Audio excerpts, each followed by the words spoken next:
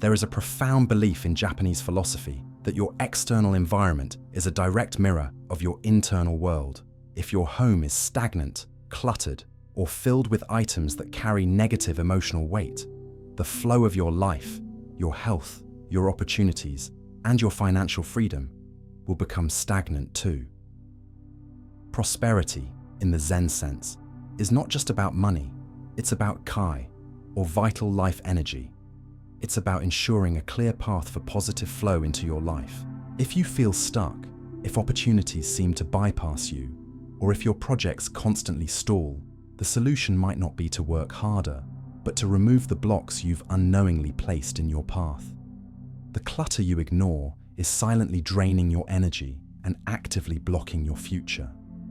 Today, we're going to dive into 7 specific items and types of clutter that Japanese minimalist teachings insist you must remove from your home now. They aren't just taking up space. They are directly blocking the flow of prosperity into your life. Number 1, the broken or unused. Someday pile. We all have them.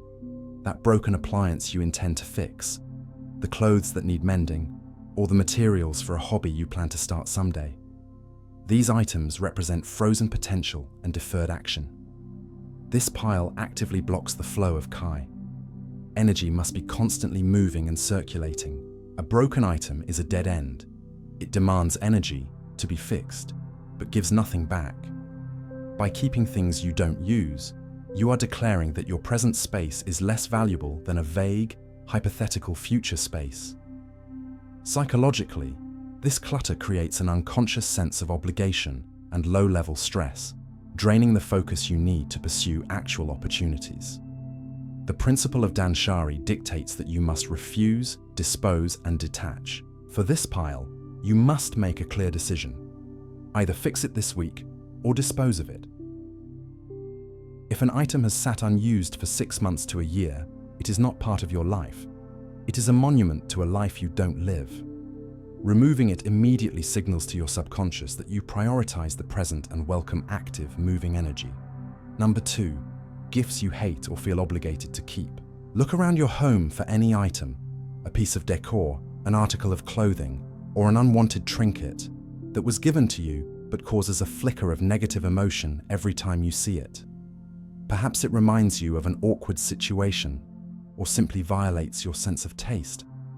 These items violate the principle of kanzo, or simplicity and essentialism, by cluttering your emotional landscape. Your home should be a sanctuary, a reflection of your true self. An unloved gift forces you to host a piece of someone else's intention or expectation, creating subtle emotional friction. Every time your eye catches the item, you experience a microdose of resentment or guilt. I should like this, I shouldn't get rid of this, which consumes your mental energy and distracts you from higher value thoughts. True kanso demands emotional honesty. The item has already served its purpose. It facilitated the act of giving. Its purpose in your life is now complete. Politely donating or regifting an item is not an insult to the giver. It is an act of respect for your own peace and the true purpose of the item, to be enjoyed by someone. This simple act clears emotional debt and makes room for objects that genuinely inspire joy and alignment with your goals. Number 3, expired food, medicines, and old toiletries. This category often hides in pantries, refrigerators, and bathroom cabinets, seemingly harmless because it's behind closed doors. However, its presence is highly symbolic. Keeping expired items is a massive block to prosperity because it demonstrates a lack of respect for resources and, more importantly, a fear of the future. It's an unconscious declaration that you are holding on to the past because you fear you won't be able to provide for yourself in the future. Furthermore, having old, unusable inventory is a sign of poor resource management. How can you attract new abundance if you can't even manage what you currently possess? A core tenet of Japanese culture is a profound respect for the resources that sustain us. Go through every cupboard, cabinet, and drawer. Throw out anything past its use-by date. This exercise is not just cleaning, it's a ritual of renewal. It symbolically clears the old, stagnant inventory of your life, making space for fresh, viable, and new resources to enter. It is an acknowledgement that your future is secure and abundant. Number 4. Cluttered entryway or genkan. In traditional Japanese homes, the entryway or genkan is the most crucial transitional space. It is where the outside world ends and your inner sanctuary begins. Items like mountains of shoes, stray packages, junk mail, and dusty old umbrellas are commonly left here. The entryway is where new opportunities and positive ki first enter your home and your life. A cluttered entryway sends a clear message to the universe. We are full. We cannot receive anything new. The physical blockage, the tripping hazard of unorganized shoes, the wall of junk mail, translates to an energetic blockage. If the timer, the waiting transition space, is clogged, the transition to a better phase of life is hampered.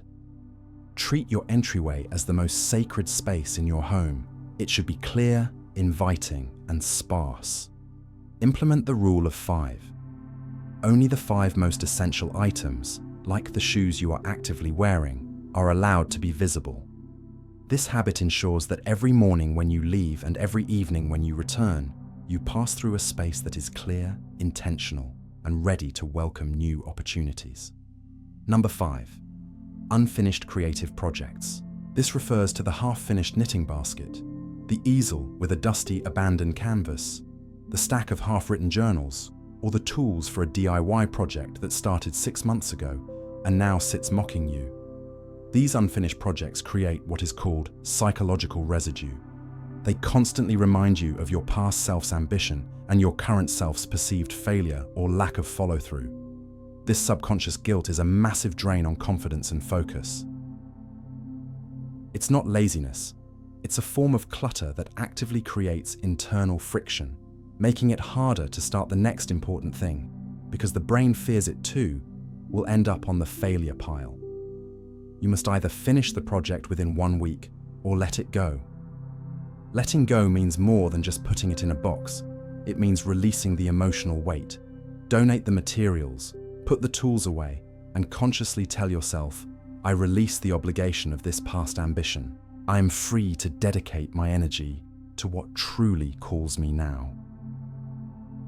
This mental freedom is the ultimate form of prosperity. Number 6. Heirloom items you feel obligated to keep. These are the pieces of furniture, the collections, or the sentimental knickknacks passed down from family members that you hold onto purely out of guilt, duty, or a belief that getting rid of them would disrespect the dead. This type of clutter forces your life to be dictated by the past. If your home is filled with items you don't use, don't love, and don't reflect your current journey, you are essentially living a life curated by someone else's memory. This stifles your ability to fully inhabit your own life, blocking your path to authentic self-expression and the unique prosperity that comes from living your ikigai, or purpose. The memory and the bond with your loved ones reside in your heart, not in a dusty object.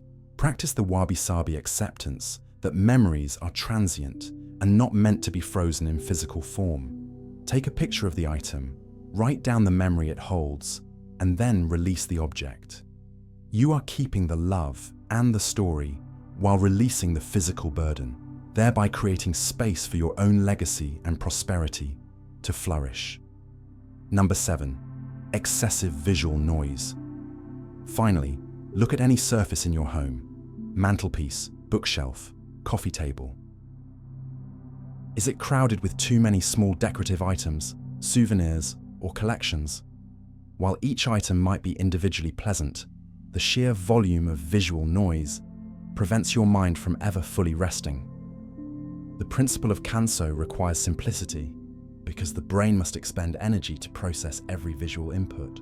When surfaces are crowded, your mind is in a constant state of low-grade stimulation, leading to mental fatigue, decision overload, and the inability to achieve clear, deep focus, all major obstacles to personal and professional prosperity. Adopt the visual rule of 3 or 5 for every surface. Group similar items, removing all but the most essential and beloved few. By creating white space, you give your eye, and more importantly, your mind, a place to rest. This intentional rest is what restores your ki and allows clarity to emerge. When your mind is clear, it can see opportunities and pathways to prosperity that were previously obscured by the noise. This practice of mindful removal is not a harsh regimen of austerity. It is, in the deepest sense, an act of profound self-respect. By consciously eliminating these 7 types of items, you are declaring that your present peace and your future potential are more valuable than the clutter of the past or the burden of obligation. This is a practical, physical commitment to your well-being. The Japanese minimalist approach teaches us that the external environment and the inner spirit are inseparable. When you declutter your home, you are performing a necessary soji, a ritual cleansing of your mind. Every bag of unwanted items that leaves your door is a liberation of mental bandwidth. Every clean surface is an expanse of ma that allows clarity to emerge. You are not just organizing possessions, you are healing the psychological residue that keeps you feeling stagnant or overwhelmed. By actively clearing these physical and energetic blockages, you are creating an open, welcoming pathway for the flow of ki, that vital, circulating energy of prosperity and opportunity. A home free of dead energy and unconscious clutter is a powerful beacon, signaling to the world that you are ready to receive abundance. You are transforming your dwelling from a museum of the past into a launching pad for the future. The journey toward genuine abundance, defined not merely by wealth but by freedom, clarity, and energy, begins with a single, mindful choice. Look at the list again. Which one of these 7 items represents the heaviest burden on your mind? Which blockage is demanding your release right now?